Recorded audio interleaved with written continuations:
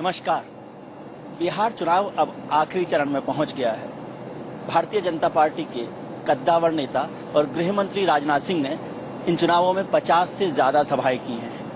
उत्तर प्रदेश और बिहार में उनका खासा रसूख है, खासा प्रभाव है और मतदाताओं पर उनकी बड़ी अपील मानी जाती है। गृह मंत्री राजनाथ सिंह इस वक्त हमारे साथ हैं। राजनाथ जी, न्यूज नेशन पर बातचीत करने के लिए आपका बहुत बहुत शुक्रिया। लंबे समय से पूरे इस एक महीने के चुनाव प्रचार में आपने काफी सभाएं की हैं, अब आखिरी चरण में पहुंच गया है। राजनाथ सिंह जी का और पूरी पार्टी का क्या असेसमेंट है, क्या लग रहा है आपको इन चुनावों में?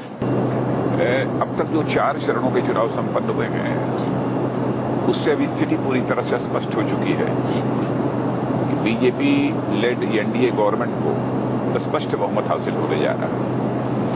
क्या किस तरह से आपको लग रहा है, क्योंकि पिछला चुनाव जो है आपने नीतीश कुमार जी के साथ जेडीयू के साथ लड़ा, इस बार समीकरण बिल्कुल बदल गए हैं। एक लंबे 9 साल का करीब उनके साथ रहा था सरकार में, वैसे तो ज्यादा लंबे समय रहा, तो एक नई पहली बार ऐसा हुआ कि भारतीय जनता पार्टी अकेले अपने दम पर चुनाव लड़ रही है, यदि कुशवाहा जी को और जीतन राम मांझी को छोड़ दें।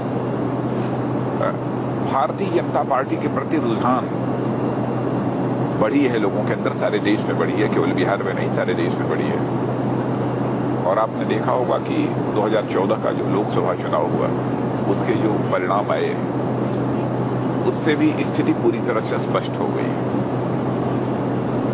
और इस देश ने यह स्वीकार कर लिया है कि कांग्रेस ने लंबे समय तक इस देश में हुकूमत चलाई है, लेकिन इस देश को विकास के जिस मुकाम तक ले जाना चाहिए था अथवा इस देश की समस्याओं का समाधान जिस हद तक करना चाहिए था वह कांग्रेस नहीं कर पाई। देश के भिन्न भिन्न राज्यों में जो भारतीय जनता पार्टी की सरकारें हैं उनके परफॉर्मेंस को देखने के बाद धीरे धीरे परसेप्शन सारे देश में अब बनता चला गया कि सचमुच जितनी भी नेशनल पॉलिटिकल पार्टी हैं उनमें अपेक्षाकृत बेहतर सरकार देने वाली है, चलाने वाली यदि कोई पॉलिटिकल पार्टी है तो भारतीय जनता पार्टी। यह भी कारण है कि भारतीय जनता पार्टी के प्रति लोगों के अंदर एक रुझान बढ़ता है। इस चुनाव में थोड़ा सा फर्क मुझे दिखाई देता है कि पिछले 10 साल में 9 साल आप भी उनके साथ सरकार में रहे हैं। यदि मैं इसको दूसरे तरीके से देखूं, नीतीश कुमार हारते भी हैं उस चुनाव में, तो भी क्या मैं उसे भारतीय जनता पार्टी की हार नहीं मानूंगा? नहीं, प्रश्न ही नहीं, क्योंकि आप सरकार में रहे हैं 9 साल उनके साथ। सब कुछ निर्भर करता है, चाहे भले ही सरकार में हम रहे हों, लेकिन मुख्यमंत्री जनता दल यू के लीडर श्री नीतीश कुमार थे, भारतीय जनता पार्टी का कोई मुख्यमंत्री नहीं था। लेकिन जब तक मुख्यमंत्री अथवा प्रधानमंत्री या 2 पद ऐसे होते हैं कि जिस पॉलिटिकल पार्टी के हाथ में होगा तो सचमुच वहां की सरकार गवर्नमेंट तो उसी की मानी जाएगी या मानी जाती है, सच्चाई भी है, क्योंकि फाइनली उसी के द्वारा जो पॉलिसीज जो बनाई जाती हैं उसी के वो सारे लोग अमल करते हैं।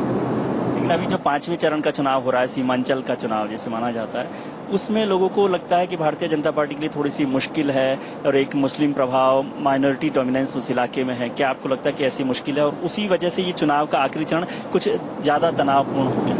नहीं, 5वें चरण के चुनाव को भी मैं तनावपूर्ण नहीं मानता हूँ और बहुत अधिक ये चैलेंजिंग है नहीं, लेकिन चाहे कितनी भी प्रतिकूल परिस्थितियों की लोग चर्चा क्यों न करते हों, लेकिन मैं मानता हूं कि 5वें चरण के चुनाव में भी भारतीय जनता पार्टी को एज रहेगा ही रहेगा। कचरा है या बीजेपी लेड एनडीए को एज रहेगा। लोकसभा के चुनावों से 2014 से अभी तक आप लोकसभा चुनावों का लीड तो आपने किया, प्रधानमंत्री बनवाया नरेंद्र मोदी जी को, आप ही ने उनका अनाउंसमेंट किया, उसके बाद अमित शाह पार्टी के अध्यक्ष बने और उसके बाद जो चुनाव हुए उसमें बीजेपी की परफॉर्मेंस ओवरऑल अच्छी रही अगर दिल्ली को छोड़ दें। लेकिन दिल्ली में जिस तरह का झटका लगा उसके बाद भी पार्टी अध्यक्ष अमित शाह को लेकर कोई सवाल नहीं उठाए गए।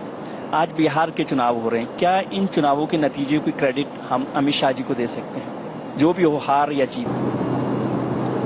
नहीं, क्रेडिट देने का जो अध्यक्ष होता है स्वाभाविक रूप से क्रेडिट उसको जाती है, क्रेडिट उनको भी जाती है, प्रधानमंत्री जी को जाती है। हमारे सारे कार्यकर्ताओं को क्रेडिट उसकी जाती है, हमारे सारे समर्थकों को उसकी क्रेडिट की जाती है। क्रेडिट का मतलब कि जब जीत हार हो तो उसका सहरा किसके सिर पर बांधा जाए? यदि हार जाते हैं तो क्या अमित शाह को जिम्मेदार मानेंगे? यदि जीत जाते हैं तो क्या उनको देंगे? वैसे अभी तक हमारे पार्टी में प्रथा यही रही है कि लोग एक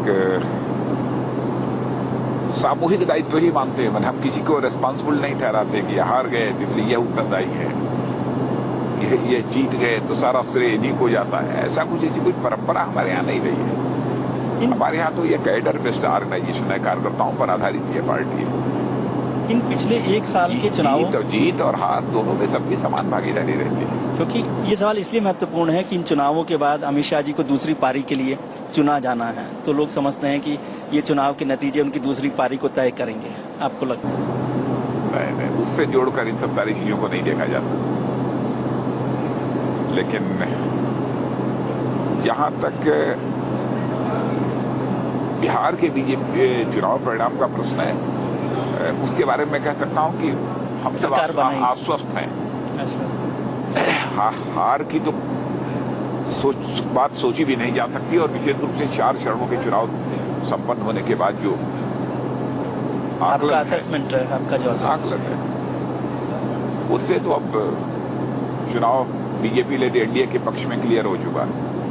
इस चुनाव में तो महत्वपूर्ण बात है कि आप लंबे समय तक पार्टी के अध्यक्ष रहे हैं, जो पूरी एक बागडोर इस चुनाव में आपका काफी दखल इसमें माना जाता है। अमित शाह जी वाले ही देख रहे हो, लेकिन उत्तर प्रदेश और बिहार में तो खासतौर से आपका दखल माना जाता है। तो मैं ये कह सकता हूँ कि अमित शाह नहीं तो राजनाथ नहीं, लेकिन अब चाहे दखल मतलब बहुत लोग आपकी अपील को स्वीकार करते हैं। उत्तर भारत के सभी राज्यों में यह स्वाभाविक है कि लंबे अरसे से मैं BJP youth wing, Bharatiya Janata Yuva Morcha का राष्ट्रीय अध्यक्ष, राष्ट्रीय महामंत्री रहा हूँ, तब से लगातार दौरे होते रहे, तो स्वाभाविक है कि लोगों के साथ और जनता के साथ, कार्यकर्ताओं के साथ एक गहरे संबंध तो बन ही जाते हैं। सर, इन चुनावों में एक महत्वपूर्ण जो बदलाव दिखाई दे रहा है, खासतौर से जब से एनडीए की सरकार आई है, कि प्रधानमंत्री सीधे मैदान में कन्फ्रंटेशन में रहते हैं। दिल्ली के चुनाव में भी prime minister versus Kejriwal election हुआ।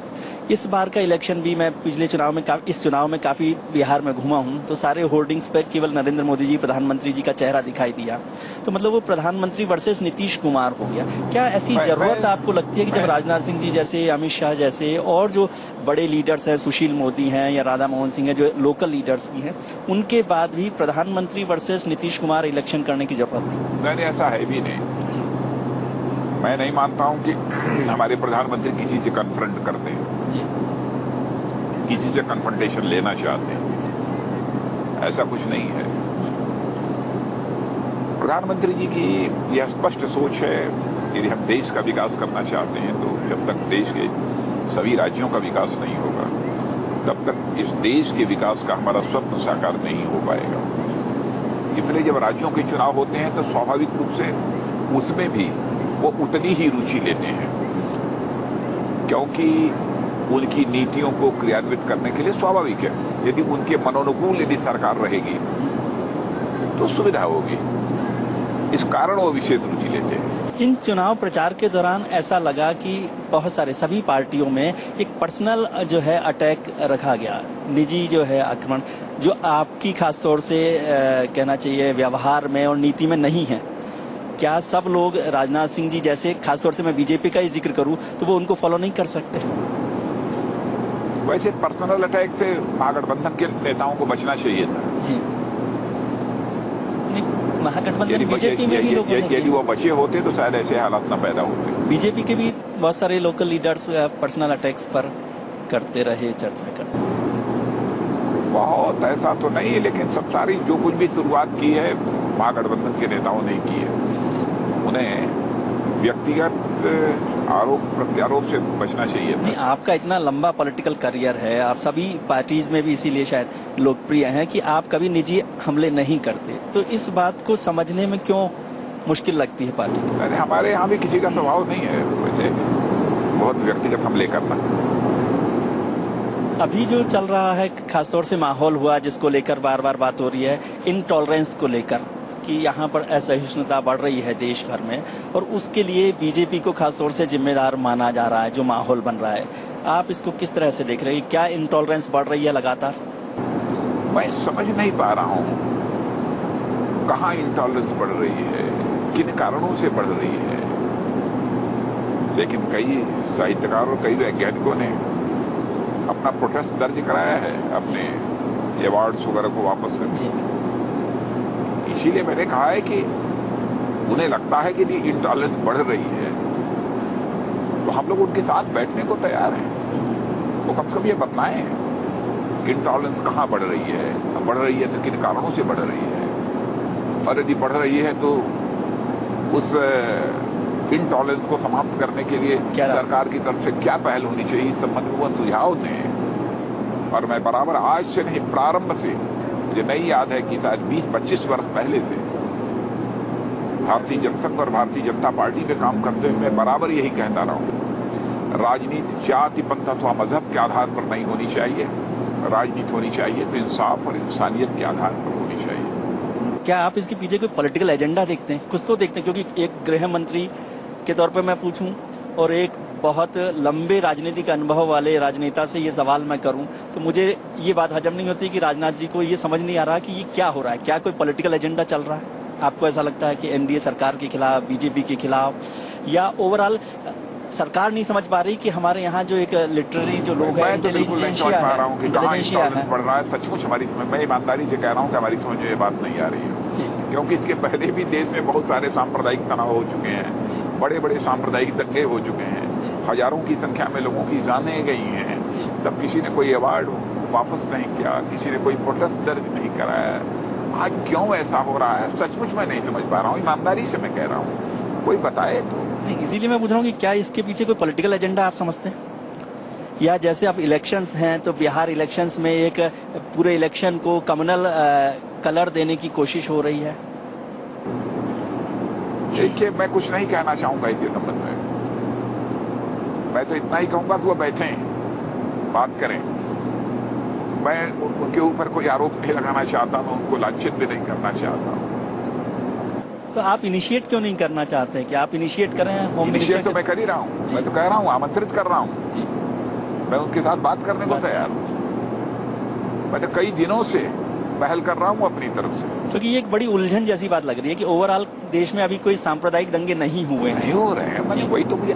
दूसरी चीज, यदि किसी राज्य में कोई सांप्रदायिक तनाव हुआ, सामाजिक तनाव अथवा सांप्रदायिक दंगे कहीं पर भी होते हैं, जैसे दादरी की घटना का जिक्र किया, वह राज्य सरकार की जिम्मेदारी होती है वह इस स्थिति को सामान्य करना। केंद्र हस्तक्षेप कर ही नहीं सकता है सीधे बिना राज्य की सहमति के, तो केंद्र सरकार कैसे रिस्पॉन्सिबल होगा, यह बात हमारी समझ में सचमुच नहीं आ रही है।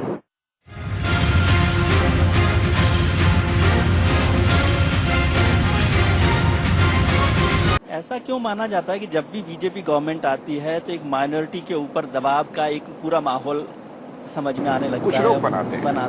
मैं ऐसे लोगों से बहुत विनम्र अनुरोध करना चाहूंगा कि इस देश के अल्पसंख्यक समुदाय के मन में सेंस ऑफ फियर पैदा नहीं किया जाना चाहिए, भय का भाव नहीं पैदा करना चाहिए।